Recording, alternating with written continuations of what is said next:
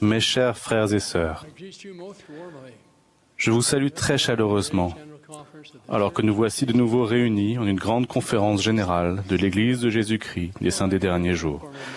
Avant de commencer mon discours aujourd'hui, j'aimerais annoncer 5 nouveaux temples qui seront construits aux endroits suivants: Brasilia, au Brésil; Grand Manille, aux Philippines;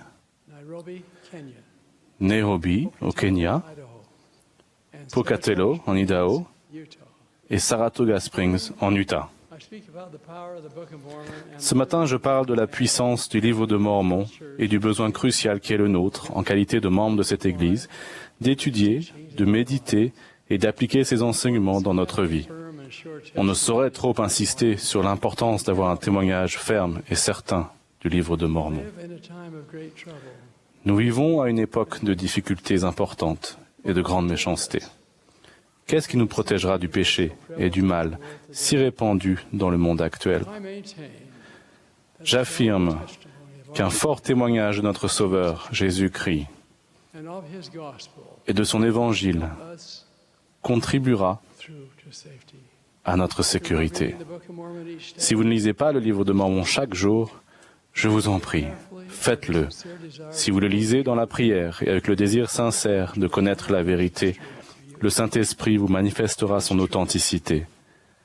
S'il est vrai, et je témoigne solennellement qu'il l'est, alors Joseph Smith était un prophète qui a vu Dieu, le Père, et son Fils Jésus-Christ. Du fait que le livre de Mormon est vrai, l'Église de Jésus-Christ des Saints des Derniers Jours est l'Église du Seigneur sur la terre, et la sainte prêtrise de Dieu a été rétablie pour le profit et le bien-être de ses enfants. Si vous n'avez pas un témoignage ferme de ces choses, faites le nécessaire pour en obtenir un. Il est essentiel que vous ayez votre témoignage en ces temps difficiles. Car les témoignages des autres ne vous porteront que jusqu'à un certain point.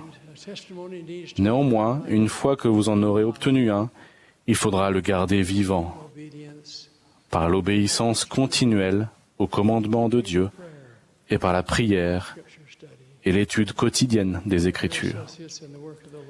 Mes chers compagnons dans l'œuvre du Seigneur, je supplie chacun d'entre nous d'étudier et de méditer le livre de Mormon chaque jour à l'aide de la prière. Ainsi, nous serons en mesure d'entendre la voix de l'Esprit, de résister à la tentation, de vaincre le doute et la crainte, et de recevoir l'aide des cieux.